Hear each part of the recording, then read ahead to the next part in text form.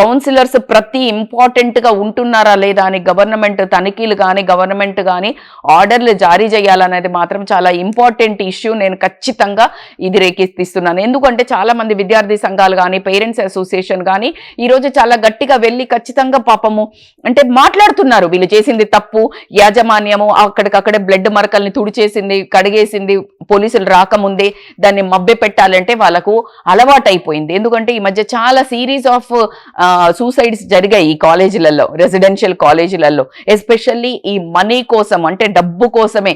ఇందులో మీరు అర్థం చేసుకోవాల్సింది ఒక 10 మందికో 20 మందికో ర్యాంక్స్ వస్తే కొన్ని లక్షల వేల లక్షల మంది స్టూడెంట్స్ డబ్బుని వీళ్ళు అనుభవిస్తూ కనీసం కొంతమంది కట్టలేని వాళ్ళను ఇంత నిర్దయతోటి ఇలాంటి చర్యకు పాల్పడేటట్టు ప్రోత్సహించిన ఎవరైతే యాజమాన్యం అనుకోనివ్వండి, అక్కడున్న అడ్మినిస్ట్రేషన్స్ అనుకోనివ్వండి, ఎవరైనా కానీ వాళ్ళ మాడ్యూల్ని మార్చుకోకపోవడం వల్ల వాళ్ళ ఒక భావజాలం అంటే వాళ్ళ టోన్ కానీ వాళ్ళ బిహేవియర్ కానీ తట్టుకోలేక ఈరోజు ఆ బాబు ఆ హింసను తట్టుకోలేక ఖచ్చితంగా ప్రోద్బలంతో అంటే వీళ్ళందరి ప్రోద్బలం అంటే వీళ్ళందరి బలవన్మరణంగానే అనిపిస్తుంది నాకు.